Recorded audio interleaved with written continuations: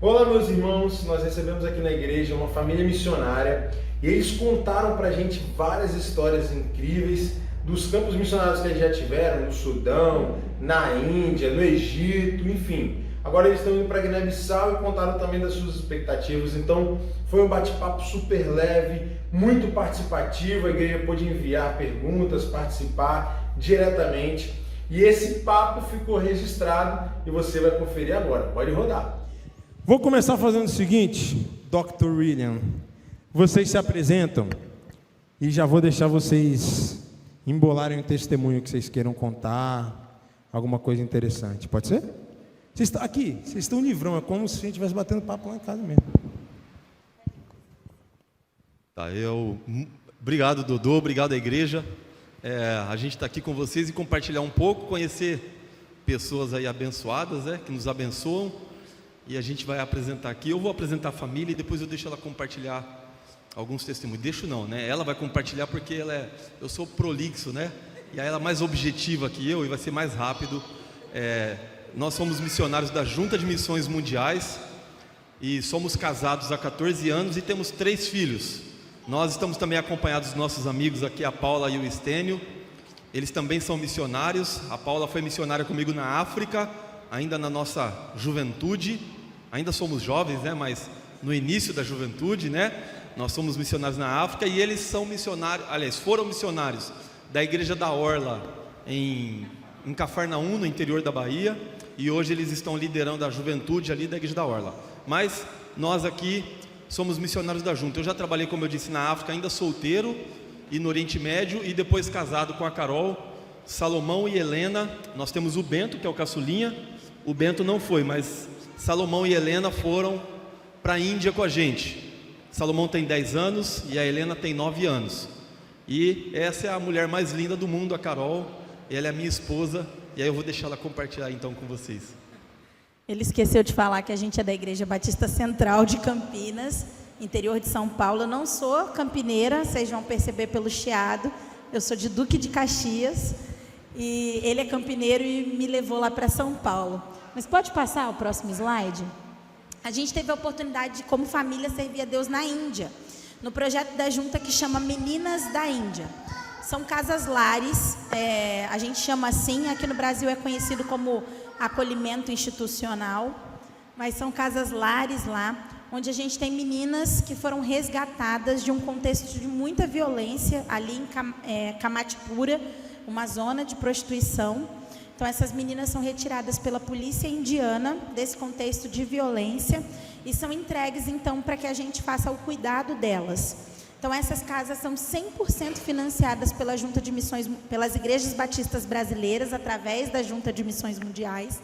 E lá as meninas têm acesso à saúde, educação, moradia, alimentação, lazer, tudo que elas precisam. E foi interessante que quando eu cheguei lá, eu fiz uma pergunta para elas que eu sempre faço para as crianças aqui no Brasil. Então é comum a gente ser chamado para falar com criança, eu ser chamada para ministrar para criança. E eu sempre pergunto, o que você tem de mais importante? E a maioria das crianças começa numa pegada muito espiritual, né? Deus e minha família. Aí eu falo assim, ok, agora fala aí, fala sério, né? Ai, meu videogame, meu celular, meu tablet, o brinquedo tal. E eles começam a fazer uma lista. Quando eu perguntei para essas meninas o que elas tinham de mais importante, foi unânime a resposta: segurança. Elas disseram, desde que a gente foi acolhida aqui na Casa Lá, a gente se sente segura e protegida. E a gente pode deitar todas as noites no nosso travesseiro e dormir em paz, sabendo que enquanto a gente está aqui, ninguém vai fazer nenhum mal a gente. Então são meninas que dão muito valor por estarem numa situação de acolhimento institucional, porque ali elas recebem amparo, cuidado, proteção e principalmente Jesus. Pode passar? E o testemunho que eu quero compartilhar com vocês é dessa menina em especial. Quando a gente chegou lá na Índia, foi uma realidade muito diferente para a gente, porque quando você pergunta para uma criança aqui no Brasil qual o seu sonho, cara, ela vai encher você de sonhos. Né? Eu perguntei para os meus filhos há umas semanas atrás, qual o seu sonho? Aí o meu mais velho, eu vou ser missionário no Oriente Médio, eu vou ser médico, eu vou ser jogador de futebol, eu vou ser pastor, eu vou ser... E aí 1000 coisas eles querem fazer. E quando eu perguntei para essas meninas quais eram os sonhos delas, a gente está falando de meninas a partir de 5 anos, elas disseram: nenhum. Como assim nenhum? Nenhum, a gente não tem direito a sonhar. Nós somos piores do que a pior casta da Índia.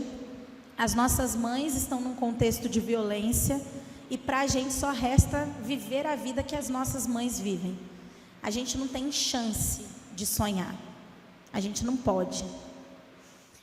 E aí a gente ficou muito triste ao se deparar com essa realidade, mas a gente serve a um Deus que é especialista em realizar sonhos, em dar novos sonhos.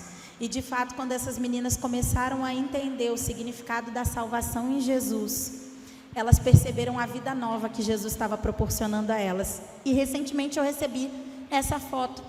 Ela me mandou a foto do diploma universitário dela. Essa é uma das nossas meninas que era adolescente quando a gente estava lá, que respondeu que não tinha sonho nenhum. E ela mandou essa foto do diploma dela, formada em pedagogia, com ênfase no método Montessori. E ela hoje não está mais na casa lá. Ela já tem a casa dela e ela dá aula na escola que os nossos filhos estudaram quando estavam lá.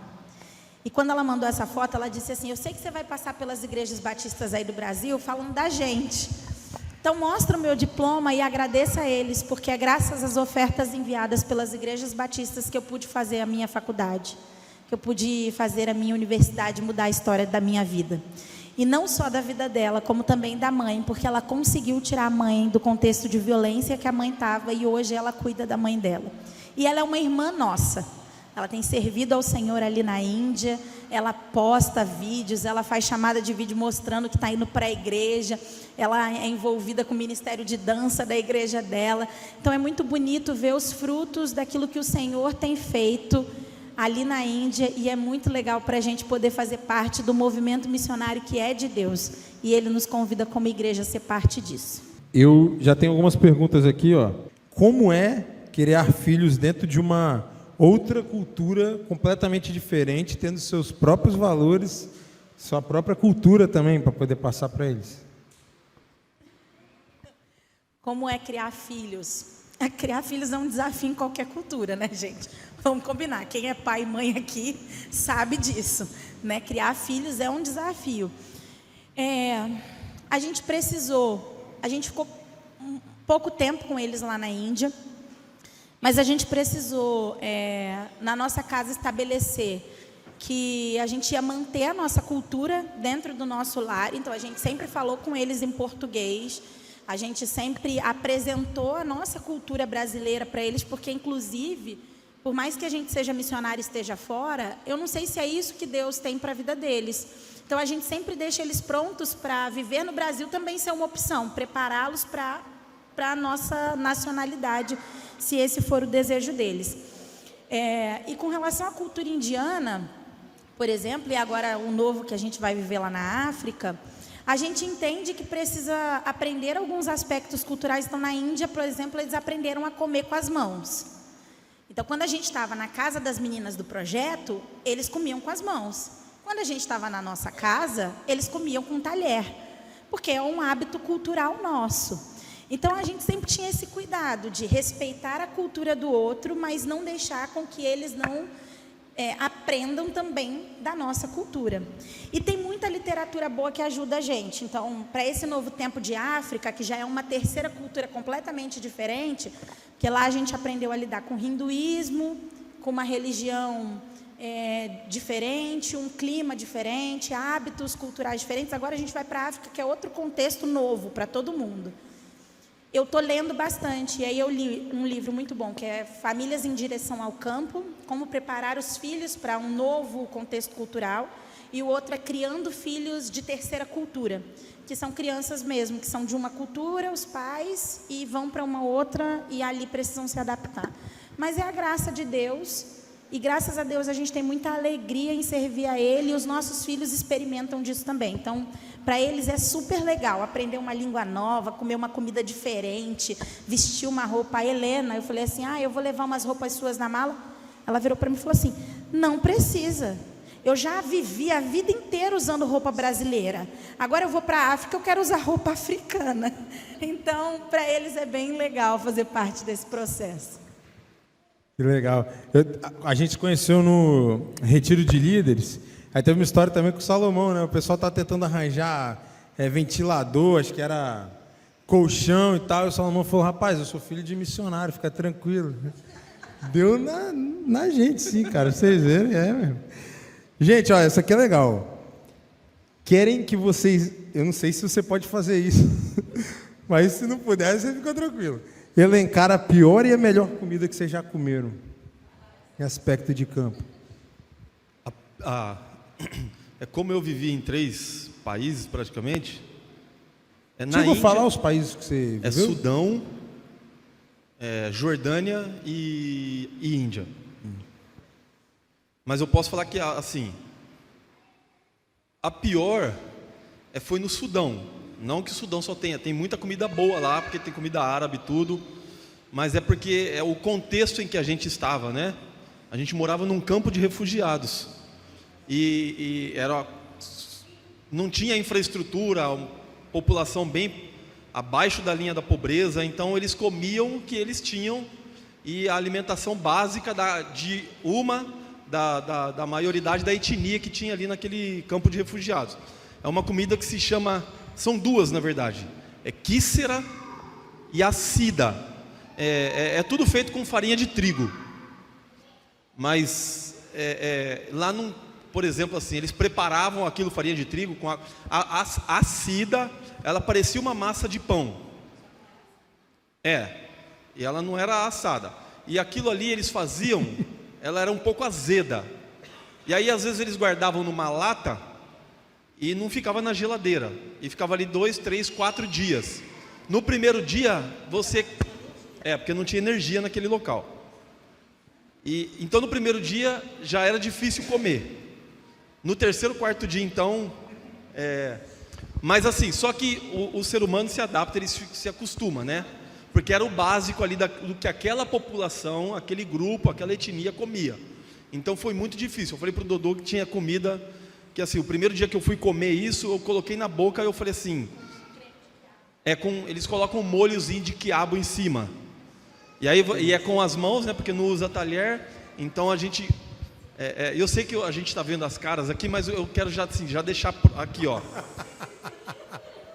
Porque quando a gente fala, de fato, é estranho, né? A gente fica, meu Deus do céu. Mas entendam assim, ó, nós não somos super-heróis. E é Deus quem chama. E o mesmo que chama, Ele que capacita a gente. A gente se adapta, a gente se acostuma. Porque assim, a gente está ali, mas a minha oração ali foi, Deus, eu estou aqui porque eu te amo, porque eu coloquei na boca, já estava muito azedo. E o quiabo, gente, você imagina assim, eu pegava com a mão, vinha aquela babinha do quiabo, a gente fazia assim, aí quebrava a babinha e comia. Mas assim, o que eu quero dizer aqui é deixar bem claro que assim, ó, Deus ele nos capacita. A gente não pensa assim, se Deus chama qualquer um de vocês, seja em qualquer lugar, qualquer situação, a gente vai... É claro que passa pelo tempo de adaptação, mas depois a gente se adapta.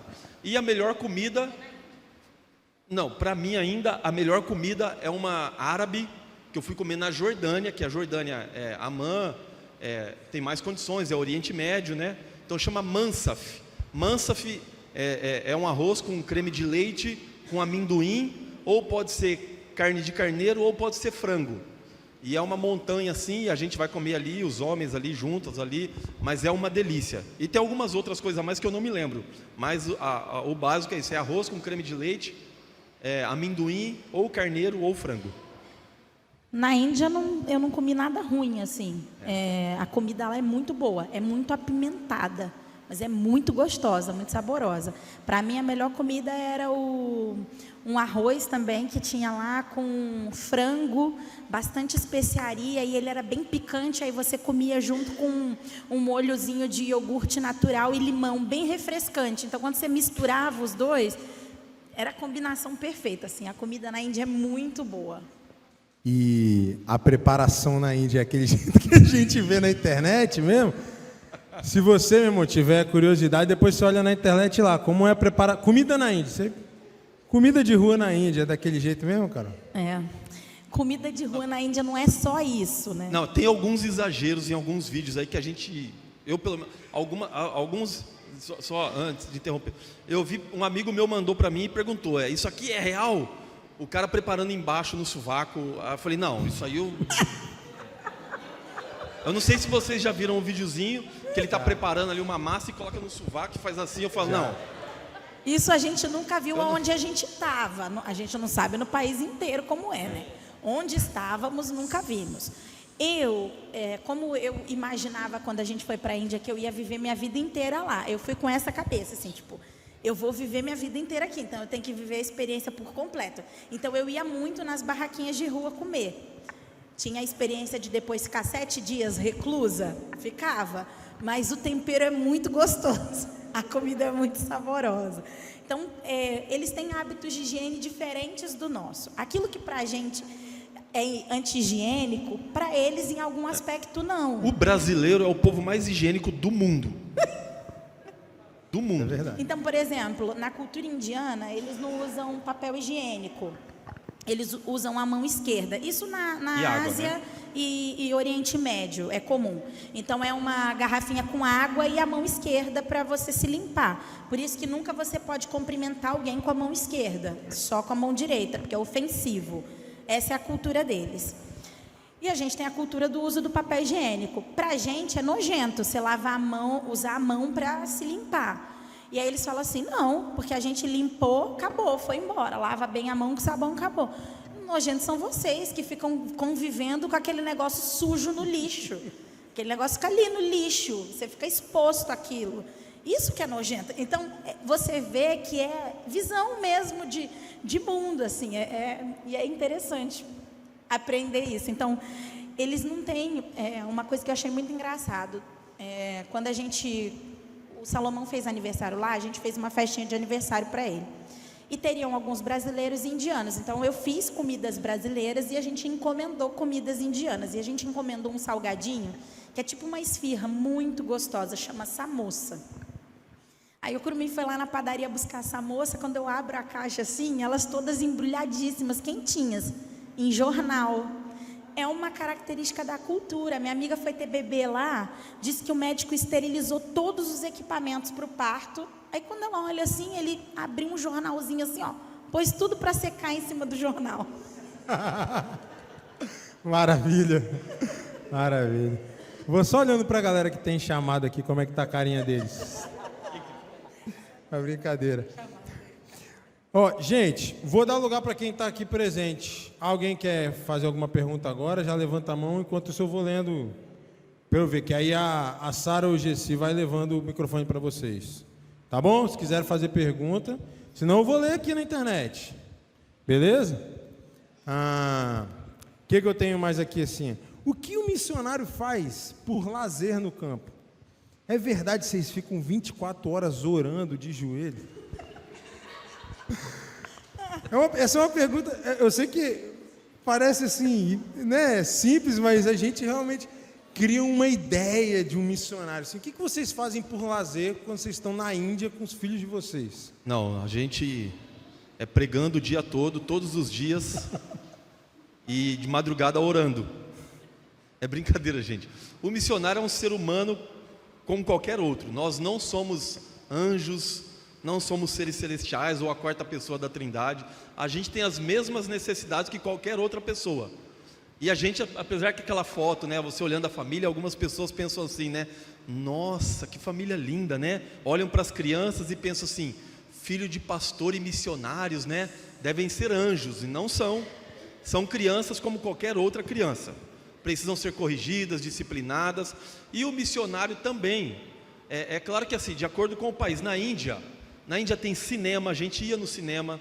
Tem mega shopping center na Índia, a gente ia passear. A gente tem os dias de trabalho e tem os dias de folga. Isso de acordo com o país, as condições que o país oferece. Quando eu fui missionário no Sudão, a gente não tinha muito lazer no Sudão. Aliás, não tinha nenhum no Sudão. Mas na Índia a gente já tinha bastante coisa. Em Amman, na Jordânia, também tinha. Então o missionário passeia também, o missionário tem necessidades. O missionário, nós somos homens e mulheres comuns.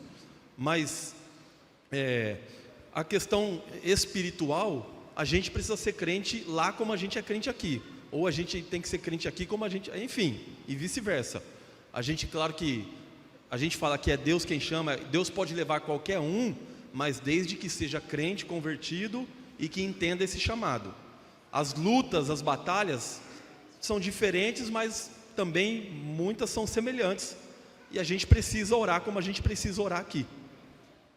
Lá na Índia tinha muita opção de lazer, assim, cinema, shopping, tinha um monte, parque aquático, McDonald's, Burger King. Tudo dentro do contexto. Então, o McDonald's não tinha hambúrguer de vaca, era frango, peixe e ovo, porque lá a vaca é um animal sagrado, então é crime comer a carne bovina. Mas tinha bastante opção de lazer. Agora a gente vai para Guiné-Bissau, que é uma realidade nova, né? Então é um país que a gente sabe que não tem, né? A gente já tem sido avisado pelos missionários que já estiveram lá, que lá não tem opção de lazer, lá não tem shopping, lá não tem cinema. Lá tem energia elétrica em alguns momentos do dia, então lá tem uma série de restrições, porque é um dos países mais pobres do mundo. Então, o que a gente já tem pensado? Em tornar a nossa casa esse ambiente agradável, não só para os nossos filhos, mas também para as pessoas da comunidade.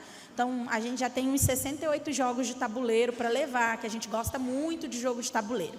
Então, a gente vai montar uma jogoteca lá, onde as crianças vão poder brincar, e as crianças de Guiné também. A gente tem o projeto de levar um projetor para, tipo, uma vez na semana fazer um cinema lá à noite, com gerador, para poder a molecada toda ir assistir algum filme. Então, a gente já tem pensado em coisas para ser bom para a família e que vai servir a comunidade também. Mas na Índia a gente tinha bastante mordomia até nesse sentido de lazer. E a vida espiritual é isso, gente. Se a gente não sabe servir aqui, não adianta ter expectativa que vai lá para a Ásia e a partir de lá começa a ter uma vida espiritual. Não, a gente tem que cultivar esse hábito aqui. Então a gente entende que compromisso com Deus, relacionamento é importante, prioridade, e a gente vive isso e serve as pessoas em toda oportunidade, como é aqui. É só, em Guiné-Bissau tem ilhas paradisíacas, então vocês também podem ir lá. O Dodô vai, pastor Flávio, vai. Né? Pastor Flávio também vai, outras pessoas podem ir. A gente vai trabalhar e de repente a gente tira 1 ou 2 diazinhos para passear numa ilha. Não, ele fala que tem ilha, é muito legal, só que a gente vai estar no interior do país, tá? Aí da capital são 4h30 de barco para ir para a ilha. Não, porque ele fala como se fosse ali do lado, né? Ah, não, a gente para o trabalho aqui, dá um pulinho na ilha. Não, vai ter passeio na ilha, mas você vai ter que enfrentar aí 4h30 num barquinho de pescador para chegar lá. Fora assim, a gente pode falar, que eu não sei se a gente mencionou, mas é bom lembrar. Vocês estão em transição, né? Vocês vieram da Índia e agora vocês vão para Guiné-Bissau. O que vocês sabem da Guiné-Bissau já, por exemplo, do campo que vocês vão chegar lá? Poucas coisas. Salomão, se quiser falar, tá, mano? Você fica à vontade, te dou o microfone, tá, mano? Você também é família missionária. Você também, Ben. E você também, Helena, tá bom?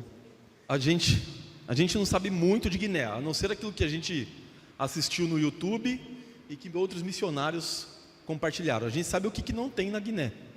É uma boa. Vamos descobrir. E assim, a diferença, né, entre a Índia, que é um país mega avançado em tecnologia, é um dos melhores, está entre os maior desenvolvimento do mundo, porque na Índia tem a tecnologia lá, é de ponta, é mais avançada do que no Brasil. A área da saúde na Índia é muito melhor que no Brasil. E já Guiné-Bissau é um país com uma baixa população, e, por exemplo, tem 5 dentistas num país todo.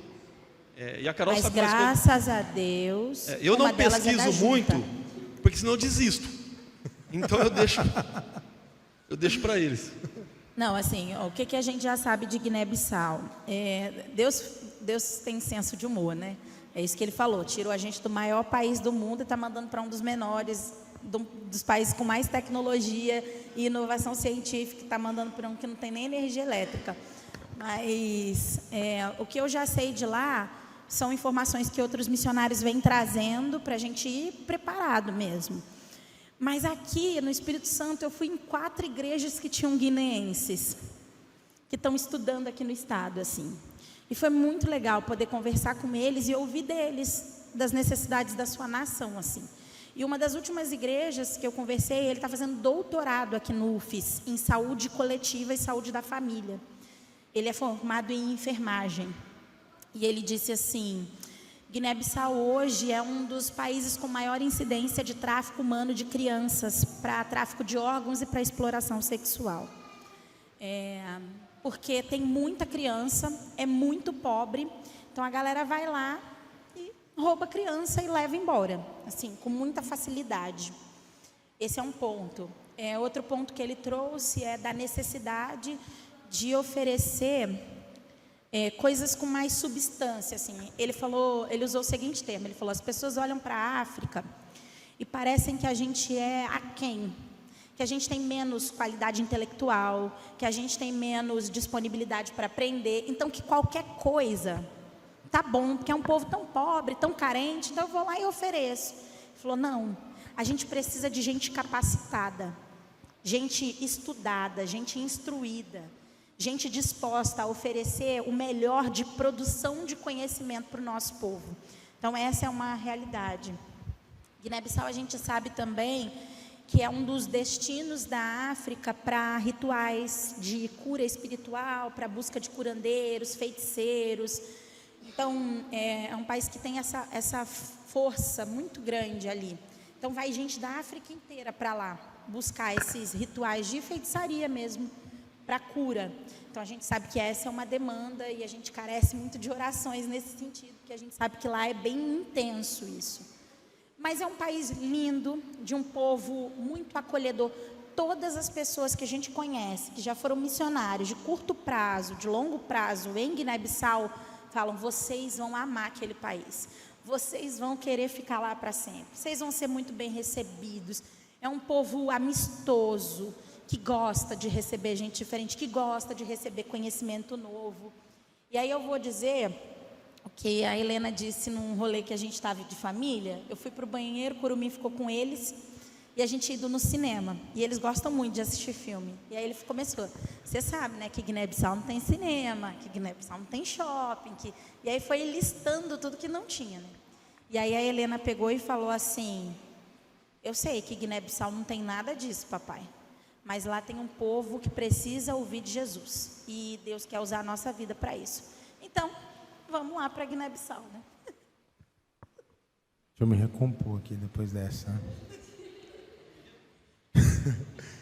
Deu até vontadezinha assim leve de suar pelos olhos. Eu tenho uma pergunta aqui: vocês já precisaram de atendimento médico em algum dos lugares que vocês estiveram? E como foi? Se vocês chegaram a precisar de algum atendimento médico, e como foi? Ah, sim.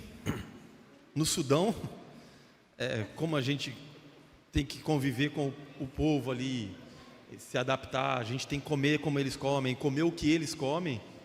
Nos 3, 4 primeiros meses era médico todo mês, toda semana quase. Porque até o organismo criar anticorpos. Então, mas assim, no Sudão, já em Guiné-Bissau eu não conheço, não sei uma realidade. Mas tem bons profissionais, bons médicos, né? Mesmo no Sudão tem bons hospitais. Agora em Guiné-Bissau que a gente não conhece muito essa realidade. E na Índia a Carol precisou mais, porque ela se arriscava mais. Eu falei: eu já passei pela experiência de ficar comendo na rua, eu comia, mas não como ela, né? Então ela precisou mais na Índia do que eu. Mas a gente teve uma experiência de quase internação do Salomão na Índia também. Mas faltando tipo 2 semanas para a gente vir para cá. Semana. Uma semana para a gente vir para o Brasil, passagem comprada. Esse menino me teve uma crise violenta de asma lá. E o hospital queria internar ele. Eu falei: meu Deus, não dá para internar, que a gente precisa embarcar, né, para ir embora. Mas a gente percebeu que foi o movimento do hospital querendo ganhar dinheiro em cima da gente, porque a gente era estrangeiro, assim, muito mais do que ele tinha necessidade, entendeu? Então a gente procurou alguns amigos médicos aqui no Brasil, eles deram todas as orientações e ele se recuperou bem. Mas foi tranquilo. Guiné-Bissau eu já procurei saber como é a área da saúde, muito precária, mas tem hospitais particulares, que aí o povo não acessa. Então é muito difícil para o local ter um bom acesso à saúde, sabe? Mas para a gente que é estrangeiro, mas a área com seguro viagem, tudo a gente consegue acessar. A saúde, mesmo o privado, é muito barato. Eles são bons e é muito barato. Tanto que o europeu, na Índia, O europeu muitas vezes é conhecido como turismo da saúde. Muitos europeus vão se tratar na Índia, porque lá é muito bom e barato, mesmo com os melhores médicos. Assim. O que é caro na Índia é internação, mas a gente, graças a Deus, nunca precisou de internar. Estão perguntando se vocês casaram antes do campo ou durante, como é que foi? Não, eu tive a experiência na África e no Oriente Médio solteiro. E eu no sul do Brasil, solteira. E ela no sul do Brasil. Aí em 2010 nós nos casamos e em 2015 nós fomos para a Índia. Massa. Tem uma pergunta, tentando filtrar aqui as perguntas aqui. A educação das crianças. Vai e volta e está aqui agora, estava na Índia. Como é que funciona? Como é que faz? Lá na Índia eles estudaram num colégio que diziam que era internacional, porque dava aula em inglês, mas todos os professores eram indianos. Mas como era em inglês, eles chamavam de internacional. Então, eles estudaram lá, mas eram muito pequenos. Aí voltaram para o Brasil, a gente matriculou eles aqui na Escola do Brasil e é onde eles estudaram mais tempo. Agora, por conta da necessidade de deslocamento e da nossa ida para o campo, eu tenho feito homeschooling com eles e tem sido uma experiência muito legal. A ideia é que na África eles estudem no Colégio Batista, lá em Guiné-Bissau. Tem em Bafatá, que é a cidade onde vamos morar, tem o Colégio Batista fundado pelo pastor Joed Venturini, que foi o nosso primeiro missionário da junta lá. Hoje ele não está mais. E tem 1.200 alunos. Então, eles vão estudar nessa escola lá com as crianças lá da nossa região. Mas a gente vai continuar reforçando o conteúdo de ensino deles no contraturno escolar. Eles vão precisar aprender crioulo. Lá a educação é em português, de Portugal. Então vai ser mais fácil. Mas eles vão nós vamos precisar aprender crioulo, que é o dialeto mais falado no país, mais do que o português, que é a língua oficial. Então a gente vai precisar aprender. E é importante que eles falem francês também. Então eles vão ter que aprender francês, a gente vai tentar aprender francês também. Com criança é sempre mais fácil. Massa. Tem alguém aqui que quer fazer alguma pergunta? Isabela. Tá ligado? Vocês já sabem quais são os projetos que vocês vão fazer lá na África?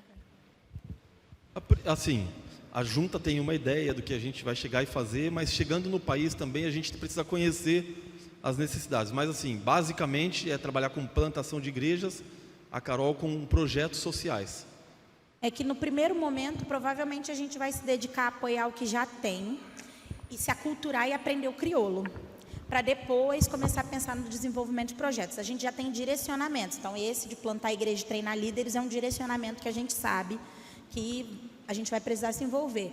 E a outra questão é que em Guiné-Bissau tem a prática da circuncisão masculina e feminina. Então, por conta do islamismo, que é a principal religião do país, quando a menina e o menino atingem uma certa idade, eles levam essas crianças para o mato e com pedaços de vidro, assim, de uma forma muito insalubre, eles fazem a circuncisão. Nisso, muitas crianças morrem, muitas. Então, a ideia é refletir e pensar em propostas de proteção e prevenção com esse público específico. Legal. Bom, Tinha uma pergunta lá atrás. tem uma pergunta lá atrás. Tininha, enquanto você faz, Tininha, a pergunta, essa que você pode responder rápido, tá? Vocês viram alguma coisa sobre santuário de animais, por exemplo, que eram adorados? Botaram um exemplo aqui de ratos ou de vacas na Índia. É assim mesmo, galera? Como é que funciona? Pode ser rápido, mas como é que funciona a adoração a esses bichos, assim? Eu não vi nenhum templo, mas existe. E nem cada região, às vezes, tem alguns deuses específicos. Nem todos são adorados em todo o país. Mas é que tem regiões, alguns são mais específicos, são mais fortes em algumas regiões. Mas existe o templo do Deus, a gente fala Deus rato, mas ele tem um nome, mas é que o templo é onde tem ratos ali, aí tem o templo, isso tem vídeos, já saiu até em noticiários aqui no Brasil, da vaca também, e até de plantas, até árvores que também são adoradas, pessoas que fazem rituais em volta de árvores. Isso a gente viu lá, isso a gente viu. adorando árvore, como se fosse um deus, assim. E vaca a gente viu na rua, porque quem tem uma vaca, ele vai ganhar dinheiro em cima da adoração a essa vaca. Então ele vai vender comida, a galera compra comida para alimentar a vaca como manifestação de adoração. E quando uma vaca está andando por uma rua, tipo, ela decide ir numa avenida, e ela empaca lá no meio de uma avenida principal, assim. Pensa numa avenida super movimentada de Vitória. Aí ela está lá, a vaca parou, todos os carros têm que parar e ficar lá, esperando até a vaca sair. Ninguém pode enxutar a vaca. Teve um estrangeiro que não conhecia a cultura, um americano. E aí uma vaca parou em frente ao carro dele, ele começou a buzinar para, tipo, mandar a vaca embora. Cara, ele quase foi linchado. Teve que gente lá, tipo, para salvar ele mesmo, porque a galera queria matar, porque é um desrespeito muito grande, porque se a vaca entra dentro do seu estabelecimento, se ela para na frente do seu carro, de alguma forma ela está te abençoando, na visão da cultura hindu, ali, da religião hinduísta. E se ela fizer cocô, então, aí, filho, você está assim, no auge do seu status social, assim, de bênção da deusa vaca lá. Caraca, que loucura. Tinha. Boa noite. A minha pergunta é a seguinte: vocês, em algum momento, vocês já sofreram ameaças de morte e perseguições? Não. Isso é bom a gente deixar claro, né? Porque são países, a Índia, Sudão, Jordânia, os países ali, quase em todos os países da Ásia, África, alguns principalmente no norte da África, são países em que é proibido pregar o evangelho. Existe a perseguição, algumas pessoas são presas, são torturadas. Em alguns países, ela pode até ser condenada à morte se ela se converter ao cristianismo. Mas a perseguição, ela não é para o estrangeiro. A gente não tem liberdade de pregar o evangelho, a gente não pode. Mas se o governo ou a polícia descobre que nós somos missionários, eles vão mandar a gente de volta para o nosso país. A gente vai ser deportado. A perseguição é para o nacional. Alguns cristãos que ali já existem, porque na história aí, por tradição, tem pouquíssimas igrejas, pouquíssimos cristãos, esses sofrem. O estrangeiro, ele vai ser deportado. Na história de missões, muitos missionários morreram. Hoje pode morrer? Pode, mas é muito difícil. Mas assim, põe difícil nisso um estrangeiro ser condenado. A não ser que se um grupo radical, por exemplo, um Hamas me capturar e eu morrer, pode acontecer, mas é muito difícil. Então a perseguição é para o nacional, aquele que é muçulmano ou hindu que se converte, ou aqueles cristãos que é uma minoria que já existe ali. Esse sofre. O estrangeiro, ele vai ser deportado.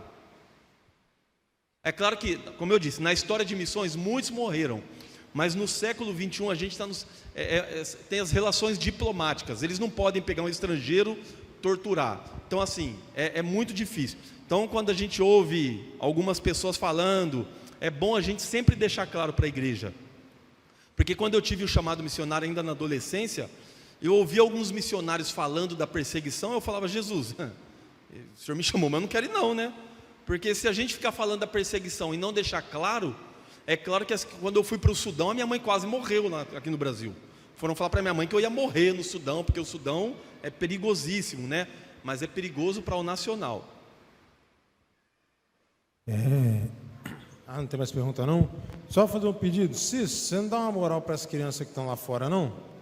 Que acho que o Bento e a Helena estão lá. Estão sentados lá atrás? Tá, foi eu que não vi. Pode perguntar. Claro. A missionária vai perguntar para o missionário. Não, ela pergunta, ela responde. Criou uma expectativa agora, tá? Na verdade, eu quero levantar uma bola para vocês cortarem, que eu acho que pode ser uma informação muito útil para as pessoas. Na verdade, uma que serão duas, né? Primeira coisa que eu quero perguntar para você especificamente, Curumim. Como se torna a convivência, o relacionamento com um africano depois que você ganha a confiança da pessoa? Porque às vezes a gente fica com essa ideia, né? Vai enfrentar uma realidade tão hostil, tão difícil.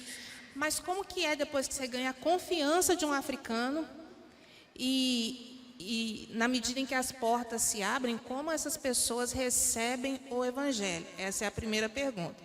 E a segunda pergunta, Carol pode responder, que é: como alguém que tem uma vida aqui, talvez uma vida acadêmica, profissional, já bem estabelecida, pode servir num país como Guiné-Bissau, por exemplo, fora da posição de missionário efetivo? Qual seria a alternativa para uma pessoa que tem uma vida aqui bem estabelecida as num país como a Guiné-Bissau?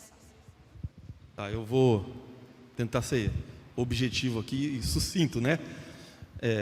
As pessoas muitas vezes ficam pensando, né, como é que é então também o trabalho lá e tudo mais. Assim, a base do evangelismo é o relacionamento. Então a gente se relaciona com as pessoas, eles ficam observando a gente, nós somos ocidentais, então eles têm uma visão do ocidental, então eles querem saber exatamente o que a gente está fazendo lá. Eles ficam assim, meio ressabiado, como se estivessem olhando de rabo de olho, assim, né? O que esse estrangeiro está fazendo aqui? E aí então a gente começa a conviver e a gente vai ganhando a confiança dele. É o Espírito Santo de Deus agindo em nós e através de nós. E a gente vai ganhando a confiança deles.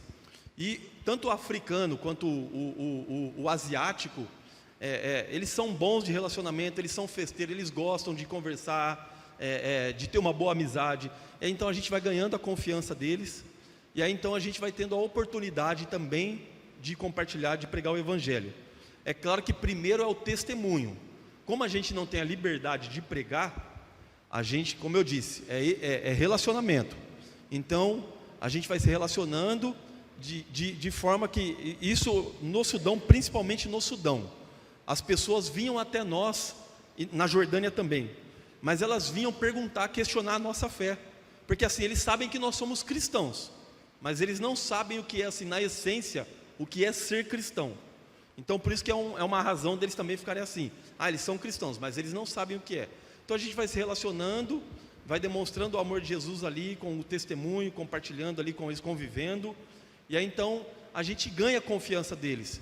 E assim, a gente é convidado para ir para a casa deles, eles querem conviver com a gente, eles querem criar um relacionamento, e a gente vai ali, assim como em qualquer lugar do mundo, né? O ser humano, ele tem uma necessidade de se relacionar, uma carência, e a gente convive, e aí então a gente vai podendo ali apresentar o evangelho, até que eles questionam. Muitos deles questionavam a nossa fé. E quando ele questiona a nossa fé, então a gente tem liberdade também de compartilhar. Eu não sei se é mais ou menos nessa linha, mas assim, é sempre o Espírito Santo. É Deus quem faz em nós e através de nós. Eu me lembro que na minha adolescência, quando eu entendi o chamado missionário, até quando a gente foi para a África, eu tinha uma assinatura de e-mail, né? A gente quase não usa mais e-mail, mas que era uma oração, que era: fuzila-me Deus, mande-me para o pior lugar do mundo. Que eu achava que eu era o bambambam de Jesus, né? E quando eu cheguei lá, eu entrei em choque cultural. E assim, só que eu não admitia que eu estava em choque cultural. Porque eu achava que eu ia para a África, eu ia evangelizar a África, né? Eu comecei a ler biografias missionárias, principalmente daqueles que foram para a África, e eu achava que eu ia fazer igual muitos deles. E achava que assim, ia ser fácil. Mas quando eu chego lá, eu me deparo com uma realidade que eu falo: Jesus amado, né? O que eu estou fazendo aqui? E aí foi quando eu estava em choque cultural. E para resumir, eu me lembro da Nauzira, que eu passei um período no Egito também. Aí a Nauzira, ela falava: Curumim, você está em choque cultural. Eu falava: não, eu não estou em choque, eu só não quero estar aqui. Ela falava: isso é choque. Eu falava: não, eu odeio esse lugar. Ela: isso é choque cultural. E se a gente não admite que a gente está em choque, eu sei que não tem nada a ver com a pergunta dela, mas é só para a gente, se a gente não admite que está em choque, não tem como Deus trabalhar na gente. Isso é em qualquer âmbito, em qualquer lugar. Mas aí a Nauzira, ela falou assim: qual que é a sua oração? Aí eu falei assim: fuzila-me Deus, mande-me para o pior lugar do mundo. Ela falou assim: qual é o pior lugar do mundo para você hoje? Eu falei: o Egito. Ela: então, Deus ouviu a sua oração. Não que o Egito seja, naquele momento o Egito era, e assim também foi no Sudão, mas é assim, e a gente aprende a amar aquele povo, porque é o amor a Deus que nos impulsiona a amar o próximo. Eu me lembro também um dos meus mentores, que era um professor, um missionário americano que estava no Brasil. Ele perguntou para mim, ele falou: por que você quer ir para a África? Antes de ir, né? Eu falei: porque eu amo a África, eu amo aquele povo. Aí ele, assim, 30 anos no Brasil, missionário, ele falou assim, tadinho, né? Ele falou assim: quando você chegar na África, o primeiro a te decepcionar vai ser o povo, e você vai querer voltar para o Brasil na mesma hora. Você vai começar a odiar aquele povo, você não vai querer, enfim. E aí ele falou assim, a gente precisa aprender, não que a gente não ame, né? Mas ele falou, é o amor a Deus que vai fazer você amar o próximo. E é o que vai te sustentar. É a convicção do chamado, mas esse amor a Deus que vai te sustentar. Mas aí quando a gente tem as mesmas dificuldades aqui. Você pensa que o pastor às vezes não quer pegar um de vocês aí e, né? A gente tem, e às vezes a gente também, né? Às vezes a gente quer pegar um ou outro pelo colarinho aí, né? E às vezes no cônjuge, né? Tem dia que a Carol quer me colocar numa caixinha de fósforo e me mandar num container ir lá para a China e nunca mais voltar. Mas assim, o que eu quero que a igreja entenda é que assim, é um povo que também, quando você ganha a confiança dele e ele ganha a sua, é um povo muito hospitaleiro, um povo festeiro, um povo que gosta e vale muito a pena. Com relação à profissão, a gente acredita muito que Deus usa a vida de pessoas, Ele coloca talentos e habilidades para usar isso a serviço dele mesmo. Então, acho que cada vez mais o campo missionário está aberto para profissionais, né? Antigamente tinha essa coisa de, você quer ser missionário, você tem que ir para a faculdade teológica, fazer teologia, se formar em teologia para o campo. Hoje não. Hoje é importante que você estude teologia? Claro que é. Para a vida cristã é muito importante que a gente estude teologia. Mas quanto mais você tiver formações, assim, tiver dentro do seu campo de atuação, mais campos são abertos. Na Índia você não entra como missionário. Se você só tiver teologia, muito difícil você conseguir ir para a Índia, você conseguir ir para a China, você conseguir ir para alguns países. Mas com a sua profissão você tem essa disponibilidade. E foi muito o que aconteceu comigo. Eu sempre atuei, eu sou assistente social, sempre atuei com serviço social, sempre atuei com prevenção à violência sexual de crianças e adolescentes aqui no Brasil. E sempre entendi um chamado missionário transcultural. E Deus linkou isso. E a gente foi para a Índia porque eu sou assistente social. E agora a gente vai para Guiné-Bissau também porque sou assistente social. Então, disponha a sua profissão. Para além disso, se você não entender que você pode ser um missionário de tempo integral através da sua profissão, você tem viagens de curto prazo para doar um tempo da sua vida servindo nos campos missionários de missões mundiais a partir da sua profissão ou a partir daquilo que Deus colocar no seu coração. Porque a gente tem muita cozinheira, dona de casa, que vai para as nossas viagens e arrebentam de amar aquele povo e servir aquele povo com as habilidades que tem. Muita artesã lá na Índia, o que me fez vincular com as meninas não foi eu ter serviço social para elas, isso era indiferente. O que me garantiu acesso para eu conseguir atender aquelas meninas e discipular elas foi artesanato, foi sentar no chão e fazer fuxico, bijuteria. Então, assim, dispõe aquilo que você tem de habilidade para servir a Deus onde Ele te colocar. E se você quiser conhecer um trabalho missionário mais de perto, pela Junta de Missões Mundiais, você tem essa oportunidade de dispor. Guiné-Bissau, por exemplo, tem clínica médica, clínica odontológica. Só para vocês terem uma ideia do cenário, como o Curumim falou, tem 5 dentistas no país. Uma delas é da Junta. Deus é muito bom, né? Tratamento dentário está garantido. Mas ela tem autorização do governo para atender como clínico geral, ali em Bafatá. E ela é dentista. O marido dela, o pastor Fred, vocês vão conhecê-lo, ele é bênção demais. Ele é veterinário. E ele tem uma especialização de saúde ocular dos animais. E lá ele atende como oftalmo. Porque é muita necessidade na área de saúde. Mas a gente também tem muita, e com autorização do governo, o governo convidou eles para que eles ocupassem essa função. E Deus tem dado graça que está dando tudo certo. Há 12 anos, né? Porque eles estão lá há muito tempo. Desde 2010, então mais de 12 anos já.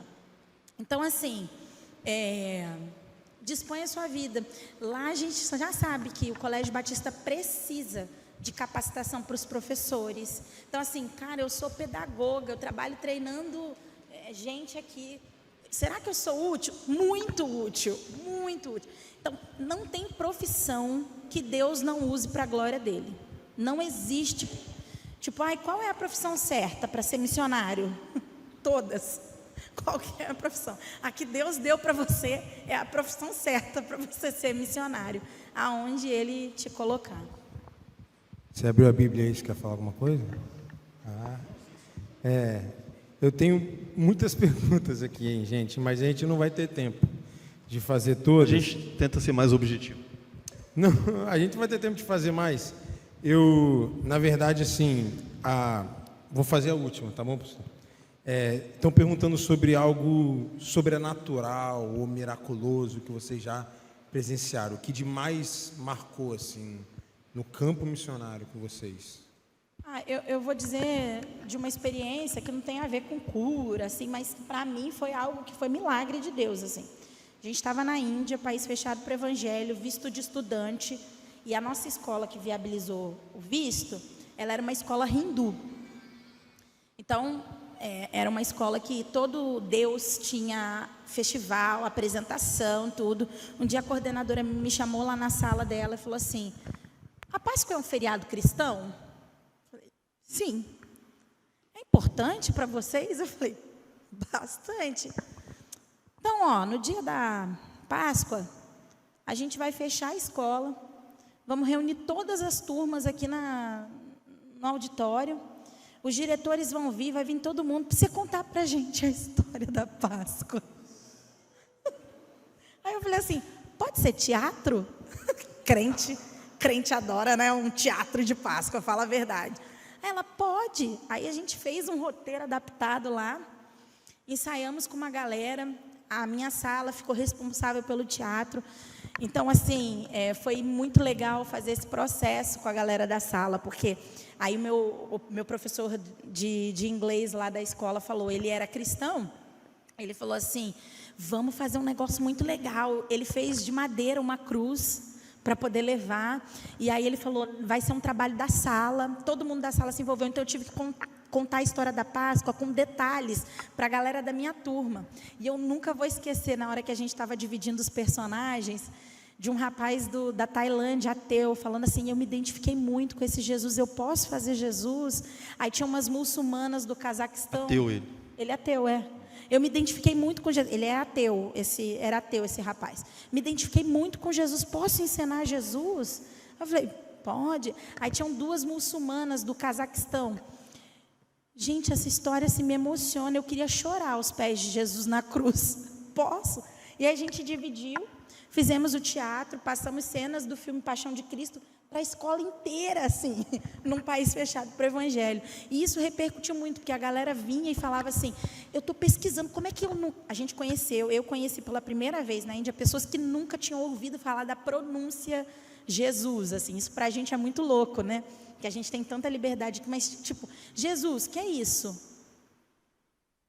Aí eu falava, não, Jesus, não, eu nunca ouvi falar, é da onde? E aí ver essa galera depois indo para a internet, pesquisar. Pesquisei um negócio, vocês não contaram essa parte da história, sabe assim? Então foi muito incrível, para mim isso foi tipo, puro milagre. E no Natal teve coral com todas as músicas de cantata de Natal, com uma manjedoura, com Jesus, Maria e José vindo no meio de um restaurante hindu, todo mundo, porque foi num restaurante lotado, e a galera cantando que Jesus nasceu numa manjedoura, sabe? Assim, então, assim, Deus fez umas coisas muito legais. E teve algumas meninas que se converteram, né? Porque, na verdade, o principal são as conversões. Última pergunta que eu vou fazer, Carol e William. Não é para vocês, é para vocês, igreja. A pergunta é, vamos para Guiné-Bissau? Vão? Tem 3 formas da gente fazer isso. Primeiro é algo que os meninos podem atestar, que a gente sempre tem falado isso há anos. Deus tem colocado no nosso coração da gente fazer uma viagem missionária para trampar lá no campo. Então, estou colocando isso aqui como objetivo agora para a igreja. Eu nem falei isso com o Flávio aqui. Mas vamos para a Guiné, vamos pensar, vamos planejar, vamos fazer isso. O William falou que ele vai, então ele já aceitou. Vamos pensar da gente levantar, quantos de nós vamos começar a orar por isso. A outra maneira da gente ir é enviando missionários. Então, assim, a gente tem esse método da junta, nós podemos adotar essa família missionária. E você pode, cara, contribuir com o que você puder e o que você quiser aqui, ó. É só estar com a gente aqui. Você pode preencher esse formuláriozinho aqui e adotar essa família missionária. Você está enviando gente para o campo. Os pés deles vão porque a gente fica aqui enviando eles e também dando sustento para que a obra de Deus possa acontecer lá. Se a gente for fazer durante a semana também, você pode, se você estiver em casa, pode entregar para o Túlio ou por esse link na internet que a gente vai disponibilizar no Aprisco. Falei tudo certinho? Esqueci alguma coisa? E tem um grupo de oração também? Ah, tá. E aí a gente vai colocar também um link aí para vocês participarem do grupo de oração por essa família. Tá bom? E essa é a terceira forma da gente orando. Então, vocês podem continuar sentados, porque eu sei que todas as igrejas vocês vão, o pessoal manda vocês ajoelhar, tadinho. Mas eu vou pedir para a gente ficar de pé, igreja. Claro, pode falar. Não, antes de... Porque algumas coisas que a gente fala, pode a sentar, gente acha então engraçado. Não vou pregar, não. Mas é que assim, quando a gente fala, por exemplo, desses países, a gente vê a necessidade, a gente ri. Quando a gente fala, por exemplo, que eles não consomem, na Índia, por exemplo, não consomem a carne bovina, porque a vaca é um animal sagrado. Eu queria só chamar a atenção especificamente nesse detalhe, porque a Índia tem oficialmente 350 milhões de deuses, oficialmente. Extraoficial, no hinduísmo. Extraoficialmente, o povo, quando você conversa com as pessoas, eles acreditam que na Índia, e eles têm, isso é como motivo de orgulho, eles acreditam que na Índia tenha mais de 1 bilhão de deuses. Mas aí eu tinha passado um texto para ela, mas eu vou ler, eu não vou pregar. Que é Mateus capítulo 9, 35 ao 38. Hã?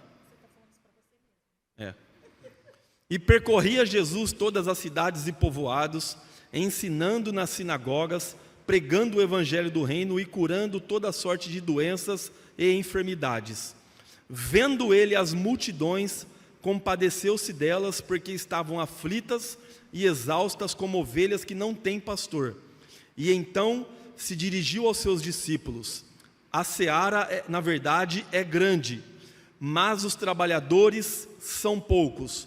Rogai, pois, ao Senhor da seara que mande trabalhadores para a seara. Quando a gente olha para uma realidade como a Índia, um povo que adora até uma árvore, ou o rio Ganges, que também é adorado, a gente vê uma necessidade. E aqui o próprio Cristo já estava dizendo isso há 2000 anos atrás. Ele olhando para as multidões, e ele se compadeceu-se. O que eu quero dizer aqui é para a gente ter os olhos de Jesus, ou olhar como Jesus olha, ter a lente de Jesus. A gente olhar para as multidões, seja do outro lado do mundo ou seja aqui, e se compadecer. Porque esse foi o papel de Jesus, ele se compadecia das multidões. E ele olhava e ele via, a gente assim como lá na Índia, como no Sudão, na Guiné-Bissau, aqui do outro lado da rua, a gente pode ver pessoas aflitas e exaustas como ovelhas que não têm pastor. E aí o finalzinho só que ele diz, que ele começa com o verbo que está no imperativo. Rogai, pois, ao Senhor da seara, para que ele mande trabalhadores para a seara. A gente, eu costumo dizer assim, que a gente ouve, até eu, antes de ir para a Índia, eu também achava engraçado, quando a gente olhava para um povo em pleno século 21, adorando uma vaca, ou se você, é absurdo, no templo do Deus Rato. Depois lá no YouTube, você pesquisa sobre o templo do Deus Rato, e a gente precisa se compadecer como Jesus se compadeceu, porque aquelas pessoas, elas não conhecem Jesus, a maioria nunca sequer ouviu o nome de Jesus, por isso que elas não acreditam em Jesus, porque Satanás, ele não brinca de ser Satanás, e é o nosso papel como igreja, e é o mandamento dele aqui, que a gente ore. Quando ele está dizendo, ele está dando uma ordem: orem ao Senhor da seara, e nós precisamos orar para que Deus levante trabalhadores. E o meu pedido para os pastores e para a igreja é que assim, em cada culto, se a gente colocar um espaço para a gente falar sobre vocação e as necessidades do mundo, porque é aqui dentro que estão os vocacionados, são as nossas crianças, os nossos adolescentes, os nossos jovens, ou algumas famílias que estão aqui, que vão atender esse apelo, porque é o Espírito Santo de Deus, mas a gente precisa obedecer, e a gente entendendo, olhando para as multidões, a gente se compadecer, e aqui ele diz: rogai, pois, ao Senhor da seara. A gente tem algumas igrejas que são entre aspas, exemplo para nós. A gente, por exemplo, tem a PIB de Santo André, o pastor da PIB de Santo André, uma vez eu perguntei para ele, eu falei, o que a igreja faz? Porque a PIB de Santo André tem mais de 110 missionários hoje. Ele disse, Curumim, em cada culto da igreja, de 5 a 10 minutos é dedicado para a gente orar por missões. A gente fala a necessidade e a gente ora por essa necessidade, a gente ora pelos missionários. E ele falou, e cada mês, cada semana, vem alguém e fala, pastor, eu quero ser missionário porque eu entendi. Porque o missionário para ser missionário não existe segredo. É simplesmente a gente vê que a ordem já foi nos dada. E a gente precisa apenas de obediência. E isso, aqueles que vão não são melhores do que aqueles que ficam. Porque é Deus quem faz todas as coisas. Então o desafio para a igreja é que a igreja fale sobre missões e inculque isso na mente e no coração dos membros da igreja. Amém. Fica de pé agora, gente. Vamos orar pela vida deles. Quero te convidar a estar sempre orando amanhã. Eles passaram a viagem deles, cara, para amanhã, por nossa causa. Então amanhã eles vão pegar a estrada, vão estar indo para o Rio, passar um tempo lá, para depois seguirem caminho. Estende sua mão para cá. Vamos abençoar a vida deles. Pai, nós somos gratos ao Senhor pela honra que é ter missionários seus aqui na nossa casa, Pai, onde a sua igreja se reúne, onde as comunidades se reúnem. Muito obrigado pela bênção de conhecer, de ouvir sobre aquilo que o Senhor está fazendo no mundo, Pai. Que o Senhor sustente essa família, Pai. Dê a eles não só apenas o que eles precisam, Pai, mas aquilo que eles querem que for da Tua vontade, Pai. Ajude eles em cada momento, que quando eles se sentirem só, que a Tua presença se faça presente, Pai. Que o Senhor possa levantar pessoas, Pai, para auxiliar eles com sustento financeiro, com sustento em oração, Pai, mas também com sustento de afago, de carinho, de afeto, meu Deus. Nossa oração é que o Senhor use a Tua igreja e nos use, Pai. Nós estamos aqui implorando ao Senhor que nos envie junto com eles, Pai, em oração, que o Senhor nos dê condições de disponibilizar os nossos recursos para abençoar essa família e outras famílias que estão no campo, Pai.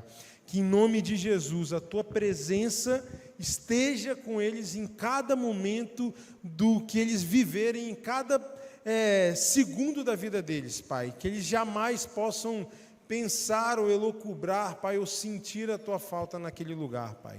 E que em nome de Jesus o Teu Santo Espírito guie, abra portas, abra oportunidades para que o Seu nome seja conhecido, para que a história de Cristo seja conhecida e para que as pessoas sejam salvas naquele continente. Essa é a nossa oração, Pai, agradecidos por tudo que o Senhor fez. Em nome de Jesus. Amém e amém.